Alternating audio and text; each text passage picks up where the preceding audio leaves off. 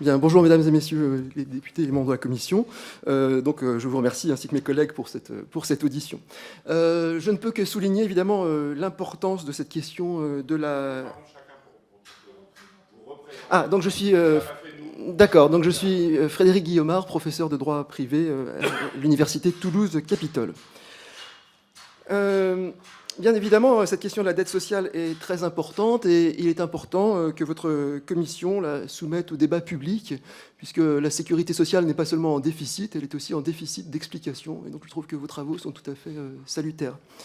Du point de vue d'un universitaire qui est spécialiste en question de protection sociale, cette question de dette est tout à fait complexe et problématique. Donc voilà, j'essaierai de vous apporter quelques-unes de mes lumières, mais c'est une question quand même qui est très compliquée. La question de la dette, il faut bien le dire, est souvent abordée dans le cadre d'une analyse très dépréciative de la protection sociale. On peut dire qu'il y a une véritable rhétorique de la dette. Souvent, la dette est présentée comme étant le fruit, au mieux, d'une mauvaise gestion de la sécurité sociale, au pire, d'ambitions que la France n'aurait pas les moyens d'assumer. Et il serait là le signe d'un modèle archaïque à rénover complètement. Mais mon propos est plutôt d'essayer de vous montrer qu'on ne peut pas dissocier la dette du fonctionnement du système de protection sociale. Et il faut aussi souligner la triple importance de notre système de protection sociale. Importance sociale, parce qu'il protège les individus contre l'insécurité sociale. Importance économique, parce que nous sommes dans une économie sociale de marché. La protection sociale est essentielle. Et puis importance juridique, parce que nous sommes dans un État social. Et rappelons que l'article 1 de la Constitution rappelle que la France est une démocratie économique et sociale. Dans ce contexte, que dire rapidement de la dette et comment est-ce qu'on peut essayer de la gérer, qu'est-ce qu'on peut en faire? La première chose que l'on peut dire d'un point de vue d'une analyse universitaire, c'est que la dette sociale, on ne sait pas trop précisément ce qu'elle est.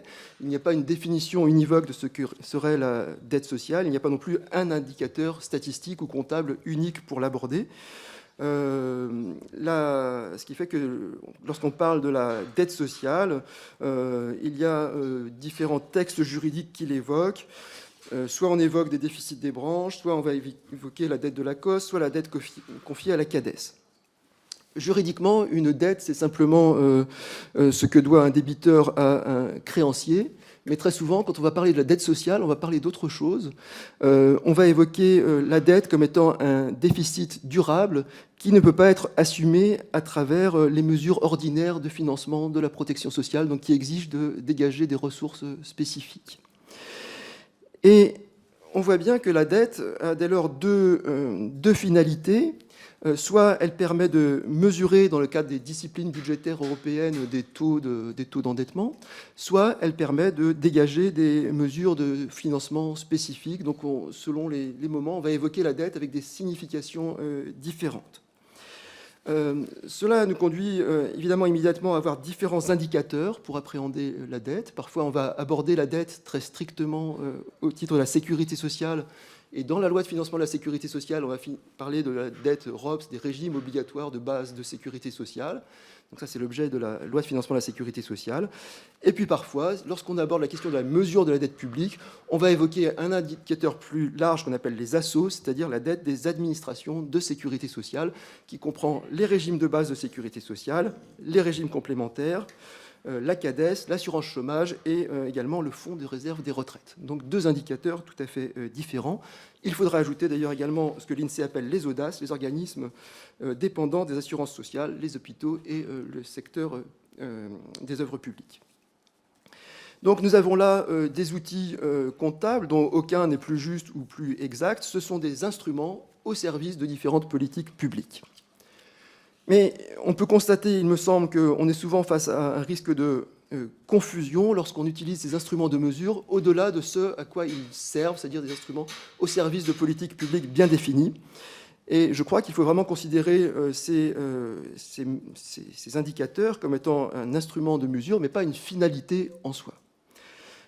Or, ce qu'on constate dans la période contemporaine, c'est qu'il y a une tendance que l'on voit d'ailleurs poindre dans la loi de programmation des finances publics. Dans l'article 18 de cette loi, on annonce la nécessité de faire de 2025 à 2027 6 milliards d'économies sur les administrations de sécurité sociale. Et on a l'impression que le résultat des comptes, la dette, serait un but en soi. Je ne dis pas qu'il ne soit pas important, mais que l'ensemble des dépenses et l'ensemble des recettes seraient fongibles entre elles et qu'il ne faudrait pas les distinguer. Il faudrait uniquement résorber une dette, quoi qu'on puisse faire. Et d'ailleurs, la loi de programmation ne dit pas où les économies doivent être réalisées. Cette démarche me semble quelque peu problématique si on doit tenir compte des finalités propres des dépenses et des ressources de la protection sociale.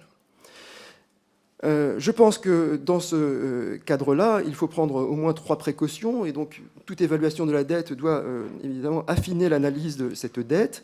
Je crois qu'il faut d'abord mieux identifier la dette qui est en jeu. Il faut ensuite mieux identifier les différentes ressources et leurs fonctions, et puis mieux clarifier les responsabilités financières à l'égard de cette dette. Pour ce qui est de l'identification de la dette, au-delà des agrégats dont nous disposons, je crois qu'il faut se demander comment et pourquoi on mesure cette dette. Et par exemple, il paraît assez surprenant de mettre systématiquement dans les questions de dette de la sécurité sociale les régimes complémentaires obligatoires, régimes complémentaires obligatoires qui ne font pas partie des services publics de sécurité sociale et qui ne sont pas véritablement susceptibles de générer une dette du fait qu'ils sont gérés par un système de répartition par points, et donc ils sont en permanence adaptés en fonction de leurs ressources, et d'ailleurs ils ne génèrent pas de dette, ils ont des provisions sur lesquelles les pouvoirs publics aimeraient bien mettre la main aujourd'hui. Et moi, il me semble assez étonnant de mettre systématiquement ces organismes complémentaires obligatoires dans la question de l'endettement social. Ensuite, mieux identifier les ressources et les dépenses. La démarche à laquelle nous assistons aujourd'hui serait une démarche où il y aurait une sorte de fongibilité. L'ensemble des ressources seraient fongibles entre elles et les prestations, les dépenses également. Or, tout le travail qui a été fait ces dernières années a été de mieux repérer la spécificité des modes de financement par risque et par prestation, bien souvent. Et on a distingué très clairement aujourd'hui les prestations contributives qui servent à financer des assurances et les prestations non contributives comme la CSG qui financent des prestations à vocation universelle.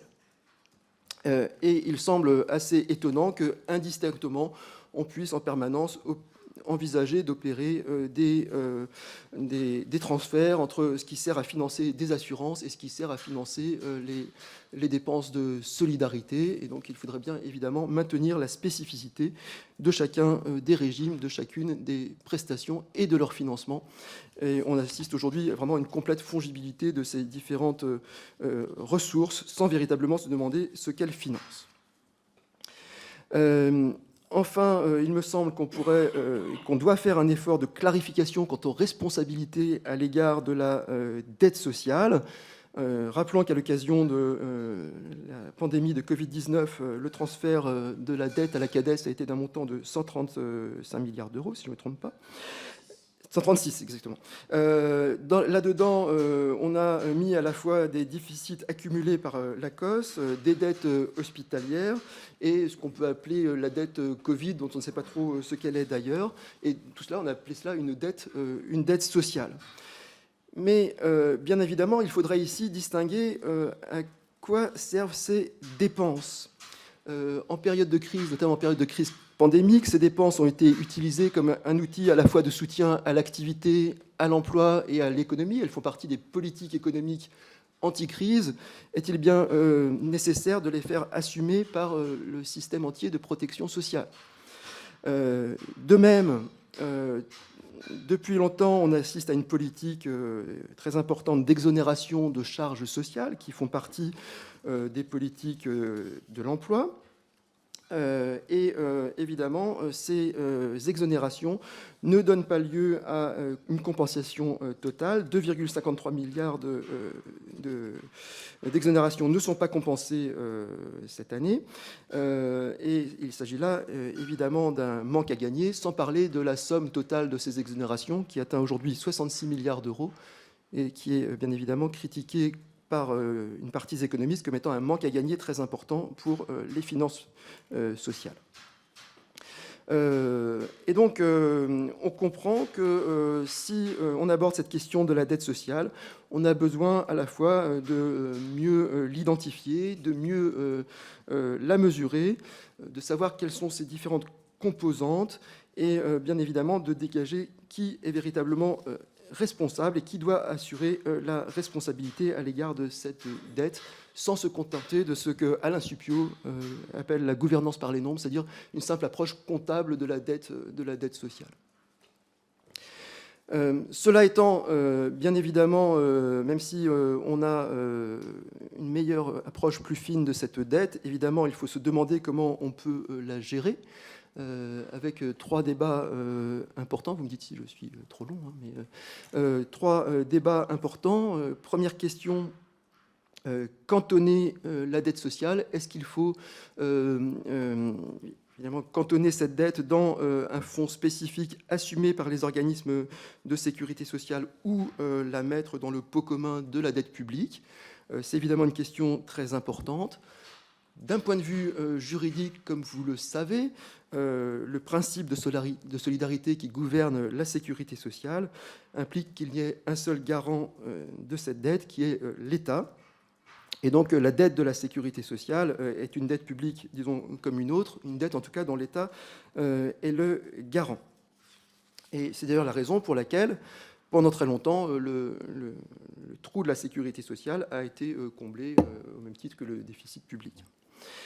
Depuis la création de la CADES en 1996, le choix a été fait de cantonner la dette auprès de la CADES, ce qui présente deux avantages.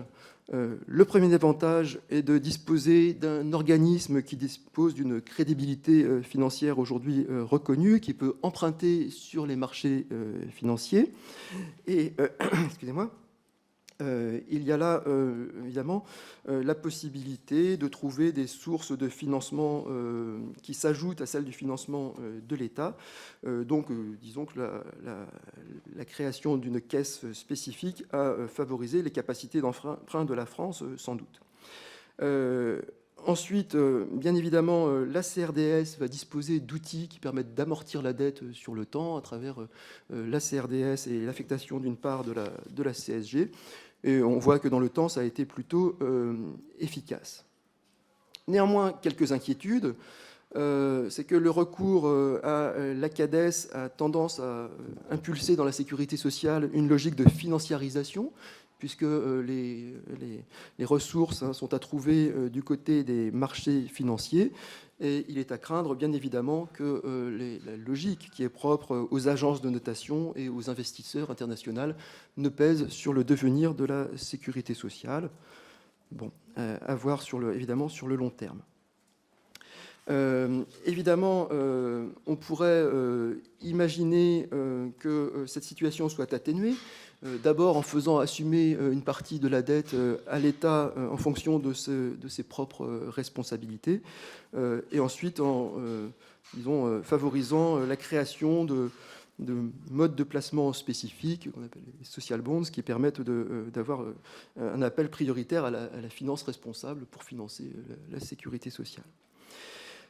Bon, voilà. Ensuite, maîtriser la dette. Les différents rapports que vous avez examinés d'ailleurs dans de précédentes auditions, la Cour des comptes, le Haut Conseil du financement de la protection sociale ou la CADES ont alerté dans la période récente sur les perspectives d'une dégradation très sérieuse à court et moyen terme sur les déficits de la sécurité sociale. Bien évidemment, cela justifierait de réfléchir à la fois sur les contributions, les politiques d'exonération, et également sur les priorités à donner à l'égard des prestations si jamais on devait faire des coupes budgétaires. Et à cet égard, bien évidemment, être attentif à la solidarité nationale qui irrigue la protection sociale. Et ce n'est pas sans inquiétude qu'on peut voir que le premier projets de réforme qui sont envisagés, ce sont la réduction évidemment des droits à l'égard des chômeurs qui ont le moins travaillé, les plus vulnérables sur le marché du travail, la réduction des prestations à l'égard des ALD, voilà, ou encore la limitation des indemnités journalières. Évidemment, il faut que cela soit fait avec une attention tout à fait particulière à la situation de nos concitoyens les plus vulnérables, dont on sait la situation très difficile dans cette période. Les marges d'action, évidemment, sont étroites. Il ne s'agit pas non plus de dire qu'on doit pérenniser cette dette ou l'accroître de façon supplémentaire. Là, quels en sont les outils? On sait bien évidemment que la loi de financement de la sécurité sociale est l'occasion d'un examen des conditions de l'équilibre de la sécurité sociale. Mais bien entendu, malgré la reconnaissance d'un principe à valeur constitutionnelle d'équilibre des comptes de la sécurité sociale, cela n'interdit pas le recours au déficit. Et il me semble que techniquement, on pourrait envisager de continuer à confier une partie du déficit actuel à l'ACOSS. Il y a moins de marge du côté de la CADES, bien évidemment, du fait de la durée de l'échéance de 2033 qui ne peut pas être reculée. Voilà. Enfin, bien évidemment, on doit s'interroger sur la prévention.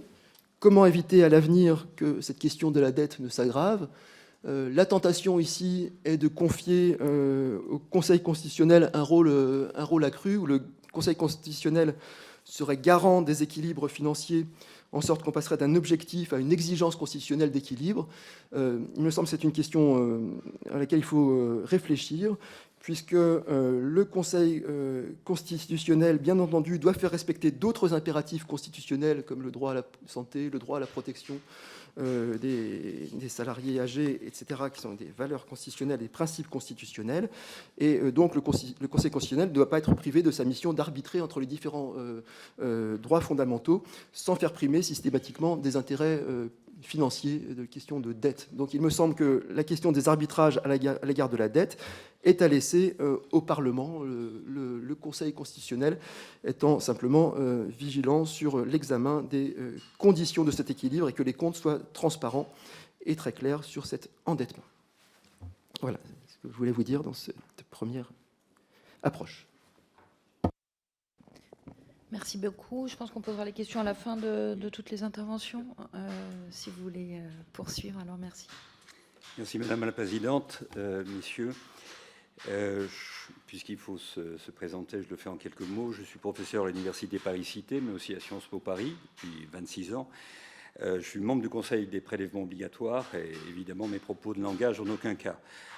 Si j'ai peut-être une expertise en matière de finances sociales, c'est que j'ai été chef du département trésorerie de l'ACOSS pendant 3 ans, rapporteur à la Cour des comptes, à la Chambre sociale pendant 8 ans, et après, j'ai beaucoup publié évidemment sur le sujet. Il se trouve que certaines des propositions que j'ai pu faire après mon départ de la Cour des comptes ont été reprises par la Cour. Donc c'est probablement cela qui me vaut l'invitation et l'honneur qui m'est fait aujourd'hui, comme cela m'a été fait dans le passé déjà. Alors j'ai essayé de répondre le plus rapidement possible aux questions qui m'ont été adressées. Le papier que je vous ai envoyé est assez long, il fait 34 pages, et bien évidemment je ne vais pas le développer. S'il vous est utile, j'en serai très heureux, bien évidemment. Je vais simplement, en quelques mots, résumer les points qui me paraissent les plus importants, sachant que je n'ai pas abordé du tout la question qui ne m'était d'ailleurs pas posée, des causes de la dette sociale et des moyens d'y remédier. Je me contenterai de répondre aux questions que vous avez abordées. Et donc, je retiens 5 idées que j'ai indiquées en rouge dans mon papier un peu long. D'abord, une sous-estimation de près de 60 milliards d'euros par an de la dette sociale du fait des prétendus taux de cotisation employeurs dans les régimes publics de retraite. Et de ce point de vue-là, je partage entièrement l'avis du Haut-Commissariat au Plan qui, dans son rapport de décembre 2022, avait mis en exergue la confusion, et je pourrais entrer dans les détails parce qu'ils me paraissent très significatifs, puisqu'il me semble que les comptes ne reflètent pas la réalité des choses, et ce qui, notamment concernant les comptes des assos, comme on dit, mais aussi du PIB, ce qui est quand même encore plus embêtant. D'autre part, il y a une sous-estimation de la dette sociale par la prise en compte dans les comptes des assos de la CADES, ce que l'INSEE, dans son communiqué d'il y a quelques jours, a confirmé. Ensuite, une critique, c'est celle de l'affectation de la CSG à la CADES, qui a été, vous me passez l'expression, une politique du sapeur-camembert, qui a consisté à affecter à la CADES un morceau de la CSG qui était auparavant affecté au FSV, de telle sorte que le FSV s'est évidemment trouvé en déficit, et que ce déficit a été ensuite transféré à la CADES. Donc ce mécanisme-là est tout à fait incohérent. Et pour des raisons que j'expliquerai si vous le souhaitez, je pense que l'existence de la CADES ne se justifie plus aujourd'hui et qu'il faudrait proposer un système alternatif. Quant aux questions qui m'ont été posées sur la notion d'équilibre financier, j'ai relevé il y a longtemps déjà le paradoxe qui fait que le Conseil constitutionnel a élevé au niveau d'une exigence constitutionnelle le principe de l'équilibre financier de la sécurité sociale, tout en tolérant ensuite que le Parlement, sur proposition des gouvernements successifs, autorise la cause à s'endetter, non pas pour couvrir des besoins de trésorerie, mais pour couvrir des besoins de financement. Cela, je l'ai dénoncé pendant de longues années, avant que la Cour des comptes ne reprenne très exactement mes analyses et préconise, comme je l'avais fait, le fait d'en revenir à la lettre même de la loi organique, à savoir que le Parlement ne devrait autoriser que les régimes, et pas seulement le régime général, à recourir à des ressources non permanentes pour couvrir des besoins de trésorerie, et non pas, c'est-à-dire infra-annuels, et non pas des besoins de financement. Ça serait respecter la lettre même de la loi organique. La Cour des comptes a beaucoup insisté sur cet aspect-là. Il me semble que c'est un verrouillage absolument nécessaire à rétablir, puisqu'il est, ou à appliquer pour la première fois. Et enfin, je voudrais suggérer une remise en cause de ce qu'on appelle la gouvernance par les soldes. Aujourd'hui, la présentation des lois de financement de la sécurité sociale avec des soldes par branche n'a strictement aucun sens, pour la bonne et simple raison que cet équilibre est construit de façon tout à fait artificielle par l'affectation, notamment de recettes fiscales, d'écarts parfois de points de CSG à telle ou telle branche, alors que cette affectation, qui eut du sens, n'en a plus aujourd'hui du tout. Voilà les 5 points que j'ai développés dans les notes que je vous ai envoyées, et je me tiens à votre disposition pour répondre. Sachant que, vous ne m'en voudrez pas, chers collègues, je ne partage pas du tout votre analyse concernant les allégements de charges sociales. Je fais juste une parenthèse. Il est dit que l'État doit rembourser le coût des allégements des charges sociales parce que c'est un manque à gagner pour la sécurité sociale. Il se trouve que les allégements de charges sociales ont été conçus pour favoriser l'emploi.